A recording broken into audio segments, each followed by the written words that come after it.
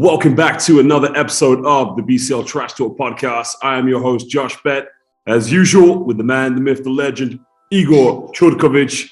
Igor, I didn't butcher your name, but what's going on, baby? How you doing?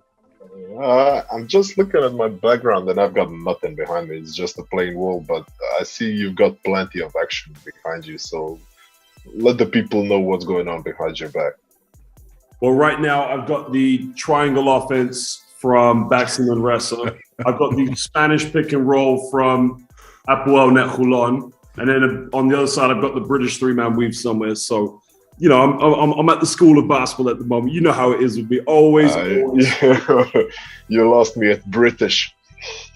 What, the British three-man weave? That's why Diccon's here. Diccon. British three-man weave. How are you doing, brother? I'm doing a lot better than the British three-man weave, that's for sure.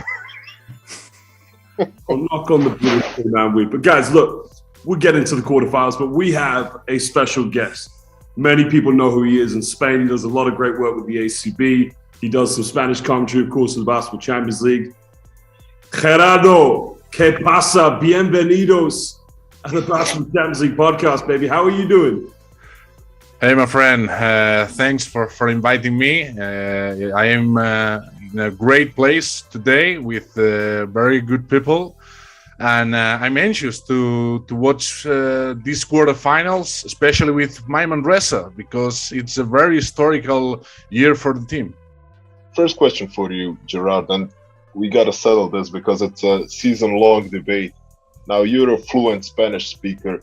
On a scale of 1 to 10, how good is Josh's Spanish?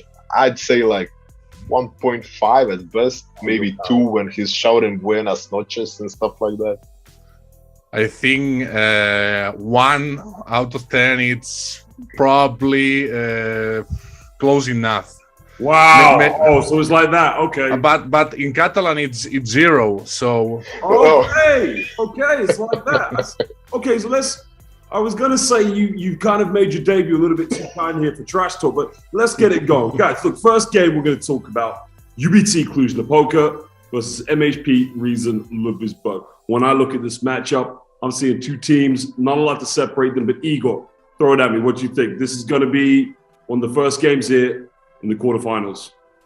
I mean, we've talked so much about Ludwigsburg and how tough it is to play against them, and this is probably the matchup that Ludwigsburg didn't want because Cluj have got so much experience, guys like Brandon Brown and Patrick Richard and even the big guys, Birčević, Stepanovic, who they all have plenty of experience, so they won't get trapped and they won't get suckered into the pressure defense, the constant double teaming. I got a feeling that Cluj are going to keep this at their pace, and if they manage to keep this at their pace and not fall into all the high-pressing traps of Ludwigsburg, this could be a close battle. Of course, home court advantage could be huge because their sports director, Branko Čujić, said that it's going to be a packed house in Cluj-Napoca. It's around 10,000 people, so looking forward to seeing 10,000 people in black and white on the stands. I think just jumping into what you said about Stepanovic and Birčević especially, and how they're not going to fall into the traps, literally the traps.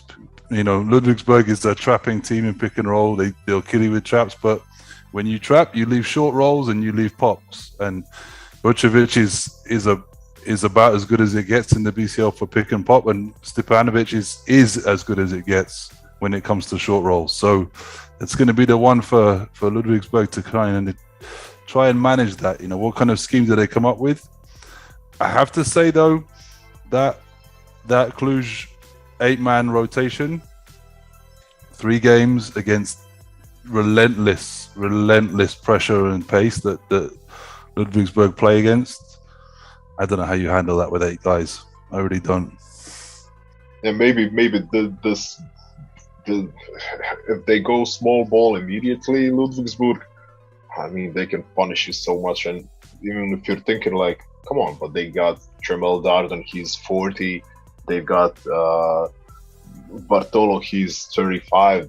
Maybe they get exhausted. It won't happen because that's just the Ludwigsburg style. Somebody else will come in and it's going to increase the tempo and the tempo is going to be crucial. If you keep it at a lower pace, it's going to be Cluj. If you keep running, it's going to be Ludwigsburg. That's my point. I agree. I have to agree with you both, but obviously for a reason it's not the best opponent, this Cluj-Napoca, but probably for Cluj-Napoca it's not the best reason, because I think it's very talented backcourt, especially with Jonathan Radebog and Roel Elkins. They have signed Ethan Happ. He's a very good center who can fight without against Stepanovic. I think it's probably more close than we thought. Well, we will see. This will be a very exciting matchup. But now, look, guys, when we talk about the quarterfinals, I don't think many of us expected to have two big names, two titans. And we'll go right down your alley right now, Gerardo. One team particularly I was looking forward to seeing this year was Unicaja, the history of this team, the success that they've had in Europe, of course. But one team that we didn't obviously give enough credit to in the preseason and in the regular season, they've shown us that they're probably one of the top favorites in this tournament. We got Baxi Manresa versus Unicaja. Gerardo, I'm going to go straight out at you. Before you answer that, right? Seeing as this is Trash Talk and we need to call things out. When you write about financial stuff, you need to declare your investments before you say anything. And I think, Gerard, you have an undeclared investment in this tie. I believe you might be a fan of one of these teams. I am, because I'm very close from Manresa, and I think it's a very good opportunity for them to get to the Final Four. But Unicaja was the only team that I didn't like, because I think it's very unstable situation this year for them. They have changed the coach, they have changed a lot of players. But you look at them, they have Jaime Fernandez, they have Darío Brizuela, they have Dejan Kravic as a center, they have signed Cameron Oliver. There are a lot of talented players, a lot of physical players also. And with this Manresa, they are playing an amazing, but on this situation, Manresa is the small team. So I think we have to admit that Unicaja, for me, is the main favorite to win these games, because I think they have the experience, they have played in that situation, and almost all the players in Manresa lock on that, because it will be a very new situation for the club, for the fans. Obviously, No Kungos will be packed from the first second until the end. But I don't know if Manresa will know how to play with that pressure, because obviously everybody is looking at them, say, okay, you are going to the Final Four. I don't like Unicaja. Yeah, this is... I got a feeling I know what you're doing here, because you're kind of trying to flip the script like, yeah, Unicaja are the favorites, like, take the pressure off Manresa. I know what you're doing, but we see through you. We don't agree. We feel that Manresa are the heavy favorites, and you mentioned their arena. They're, I think, 16-3 all season long at home in all competitions, with the only defeats being to Valencia in the first game of the season, to Real Madrid, and to Hapoel Bank Yehuda Jerusalem, Josh's favorite team of the month, probably.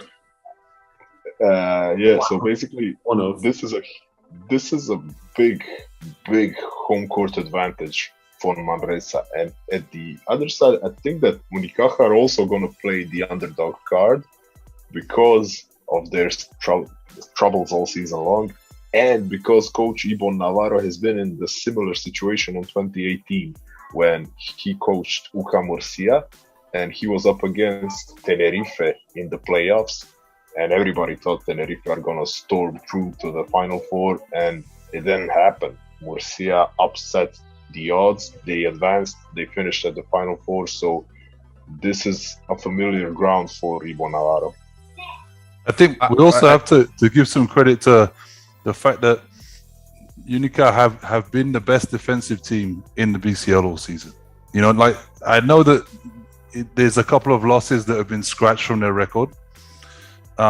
So maybe that impacts that stat a little bit, but they have been the best defensive team, and they've added more physicality with Mooney and Oliver. And it's going to be a bruising affair. Gerard, do you think that they have a size matchup up front? Do you think they have a problem? Maneke is quick, and he's actually really underrated as a short roll guy and playing as a pick and roll guy. But is he going to struggle with the size of Unicaja? Maybe, and I think there's a lot of concern about Ismael Baco's situation because he got injured. He's trying to coming back to play on the first game, but he will not be on 100%, and I think it's crucial for Manresa. And also, I think this Unicaja team have changed a lot. I can accept that obviously Manresa has done an amazing season in BCL and also in ACB, Igor. But if you look at the budgets, it's a huge difference because Manresa is one of the most small budget in the ACB. Unicaja is a very top team. They have signed very big players like 1 month before this matchup, and for me, Manresa have to be very cautious about this because it's for me it's a very difficult matchup against them, especially on the front court. I think because of the Ismael Baco injury, Marcis Steinbergs played better, and maybe he can be a part of that rotation because they will need that. They have a small rotation on the front court, and for me, the most important thing about this matchup will be the tempo. Will Unicaja accept the high scoring tempo that Manresa wants? If they want, I think they have all the tools to play on that tempo. But if they want to reduce that and to play a different tempo, Manresa will suffer a lot because it's not a very efficient team. They have a lot of shots, they have a lot of offensive possessions. But if you reduce that to a low tempo, to a low scoring games, for me, Unicaja it's better. So you're concerned about Ismael Baco's situation, right? You're concerned without Ismael Baco, Manresa is a weaker team. Am I correct? Yeah, absolutely. But then what happened to Baxi Manresa when they went to Madrid without Ismael Baco? And they didn't only just beat Madrid, they destroyed Madrid. And the thing that I say about Baxi Manresa is this is one of the most balanced teams in Europe because the mainstay is Joe Thomason, Francisco Silva. But then you got players like Luke May who just step up and deteriorate defenses.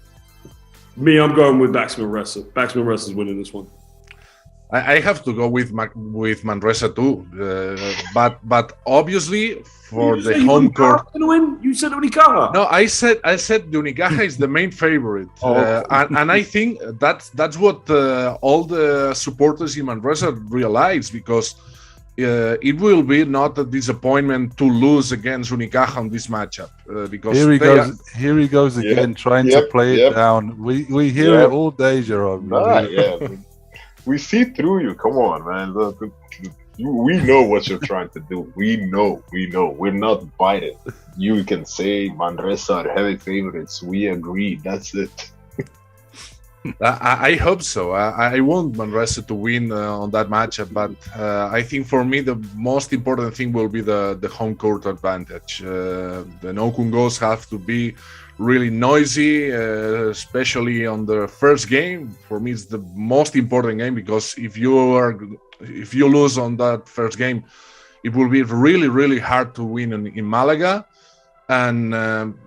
Obviously, they have that opportunity with 2 games at home to get to the Final Four, but I'm really fearing about this Unicaja team. I think it's not an underdog.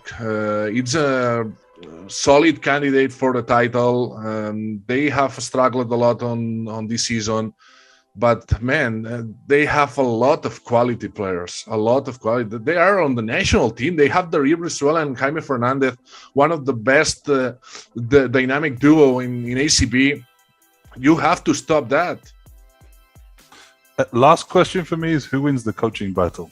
You know, Pedro Martinez has been so good all season. We know who he is, and he's done this before in Manresa, where he's taken a team and gone all the way and won stuff with the team, right? And Iwan Navarro, probably the best up-and-coming Spanish coach, maybe, I don't know. So who wins that battle? For me, Pedro, because Iwan is trying to build his new project in Unicaja. Maybe it's not that strong enough to win against Manresa on that type of situation. Pedro is doing an amazing job with this team. Everything tactically is very, very complex, but also very simple on the offense, because they have a lot of movement, not only with the ball, also with the players. Maybe Unicaja is trying to build something similar on his offense. They have signed different players. Let's see. I think it's not about tactical or maybe the coaches. I think the team that will win this series probably will be because of their main talent. There are two top players that can win that. Okay, let's move on to the next game now, because this is a very exciting matchup. Okay, we have Apoel Uner versus SIG Strasbourg. I have my thoughts, I have my opinions, but I want to hear it from you guys. Igor, you can smile all you want, but So Hapoel Jerusalem were your favorite team for how long? 5 minutes, and now it's Hapoel Holon. Josh will take any Hapoel. Anyone Yeah. Hapoel. Josh is on board. Yeah, I mean, he's a hard worker, and Hapoel means workers club in Hebrew, so I see the connection there. But anyway, this is a matchup that has its own BCL history, because Holon played against Strasbourg twice, and they beat them twice. And in both games, a certain guy named Guy Panini played amazing, had double-digit games in both these instances. Now, a whole lot has changed since then. A completely different team, both in Holon and Strasbourg. So, not really sure how much we can take those two games into account, but there will be some kind of experience in front offices. Like, people will know what to expect when they get to Strasbourg and when they get to Holon, especially because that's a crazy arena to be playing in, and home court advantage for Holon is just like, it kind of flips the scale their way, because you don't see a lot of atmospheres like that in Europe anymore. Like the Purple Rain thing that they do, the Purple Brothers, like they call themselves, it's impressive. It's loud, and it already showed that they can deliver blows to teams like Cluj. It was the only defeat of Cluj for a long time. They did it against Galatasaray, against Ludwigsburg twice. So this is the toughest home court that you could have ended up against in the BCL. You know, when I think about this game, for whatever reason, maybe I'm just kind of crazy, but I have this image in my head of a scrapbook, you know, like a high school scrapbook, and it says most likely to. And for this game underneath, it's triple overtime in game 3, in, you know, like with crazy people going crazy, and just, you just know it's coming, right? You just know it's coming. So by crazy people going crazy, you think that Josh Bett is going to call the game? Absolutely, yeah, absolutely. We're probably going to learn some Hebrew that, you know, people in Israel didn't know existed. My point on this series is very simple. Who wins the first game wins the series. Are you all done taking shots at me now? Yep, we are. Good. For now. My turn. I think obviously what Igor told about the crowd in Israel will be amazing. But if Strasbourg is able to get that win on the first game, Sirius will not coming back to Israel. They will win at home. And if Holland wins at the first game, probably in a third game, that will be very noisy. It will be really hard to win on that situation for Strasbourg. For me, the first game is the most important game.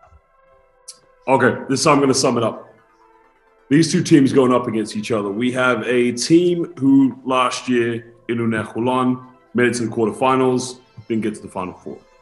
However, when I look at these two teams, Unehulan has probably better individual talented players. When I look at SIG Strasbourg, I think collectively they're a better team that play together. However, I agree with what Gerard's saying. Hulan don't win that first game, it's over. And what I got to say about this is you got to remember when Hulan first came to the Basketball Champions League in 2017 with Tamir Blatt, Tashawn Thomas. That was a young, immature, experienced team that just couldn't get to the playoffs until last year. This matchup kind of reminds me of the 1995 NBA Finals, the Orlando Magic, a very young, very talented team against a very experienced Houston Rockets team. And what I'm saying is, in that game one of that NBA series, the Magic lost, Rockets went to sweep. So I'm agreeing with what Gerard says, at home, in front of their fans. If SIG Strasbourg can defensively shut down Adam Smith, frustrate him, that game plan's over. That game plan is dead and buried. Because you saw against Gerard Dijon. Gerard Dijon came out and they played some good basketball. Once Adam Smith got going, it was over. SIG Strasbourg, you shut down Adam Smith, you get that first game, you're on your way to a Final Four. I'll leave it at that. Yeah. You shut down Adam Smith, then you only have to worry about Ragland, Kaiser, Johnson, probably Menko. Knini probably hits a big shot. They didn't show up until the third, fourth quarter against Dijon. Other than that, it was Adam Smith. They didn't have to because Smith had 10,000 points in the first half. They were down by 15 points. I'm saying, Adam Smith is their main go-to player. You take him out of the equation, they lose their rhythm. They lose their swag. I disagree. Their most important player is the BCL MVP of March, and his name is Joe Ragland. And if he can control the rhythm, if he can get to 8+ assists like he usually does this season, then it's going to be extremely hard to stop anybody. Like he has so much experience now, and he has improved every single season in assists per game, which is amazing to me. Like he's 32 and he keeps improving in this category because it's, like the game is getting even slower for him because he can understand every single motion before it happens. And that way, when he's locked up in a series, like he was in the play-in series against Besiktas, he had 3 games with 7 or more assists in that play-in series. So he's on a run of 10 straight games with 7 or more assists in the BCL. Never happened. So if Ragland can get to his game, if SIG Strasbourg don't stop him, then it's going to be problematic for the French squad. I'm going to disagree with both of you. I think the most important player for Holland is Chris Johnson. I think that's the best defensive player one-on-one in the BCL. And I think he's going to be needed, against that Strasbourg backcourt. I mean, we're not entirely sure what the situation is with John Robertson, or is he done for the season? But even still, he's probably done for the season. But even still, Jordan Howard's been coming up big, and obviously there's DeAndre Lansdowne who makes big plays in big games. So I think Chris Johnson is going to be the difference maker for Holland. Yeah, but there's such a heavy backcourt dominant player. Like, as Igor was saying, you got Joe Ragland, Adam Smith. There's only 5 basketball players on the court. Chris Johnson, you're right. I think he's one of the best defenders in the Basketball Champions League. But again, it's kind of, for me, when those players didn't have it going, Adam Smith had saved it. But, another player we're leaving out again from Hulan is Kaiser. I mean, Igor, you love him for the amount of tattoos he has. But, look, this guy is probably one of the biggest threats within the paint and probably one of the best 5 men in the Champions League. I mean, there are a lot of options, of course. But in a dominated backcourt with players like Joey Ragland and Adam Smith. That's going to be the main defensive plan for Six Strasbourg. Yeah, but like you said, Six Strasbourg are a collective. Like, they don't have individuals. They just have such a great game plan with their coaching staff, headed by Lasituovi. I mean, they always know how to prepare for games and how to execute, and they never like, they keep going. They are down by 25, they're gonna get back into the game. They are up by 25, they're gonna keep going. This is what happens with them. They get people injured. Not only Robertson, but Jaromir Vohacek is a big-time injury for them. And people kind of forget about it because guys like Deandre Lansdowne step up. So this is just like, I imagine this is what playing against Memphis is like in the NBA, because no matter who shows up, they just got a strong team, and you cannot prepare for them because you know that they're gonna be there. You won't break them down. I don't see these games being blowouts. It's gonna be like 55-45 to Holon because in percentage because of the home court, and that's about it. I think the key for Strasbourg is defense. They've struggled defensively all season, but truth be told, Kaiser is not a size mismatch for Udano and these guys. So maybe the disadvantage they have had throughout the season with the size they don't have in this game, if they can convert that into not having to Udano being the switchy, like, fast five that he can be, maybe the defense can be a real asset for them, but they're going to need it. I have to agree with Igor, because what Holland has on the backcourt, I think they have more firepower, and on this close situation, you need a main star who can win that, and I think Strasbourg doesn't have that because they had some injuries, obviously. But maybe the best player on this series are probably the best two players are on Holland.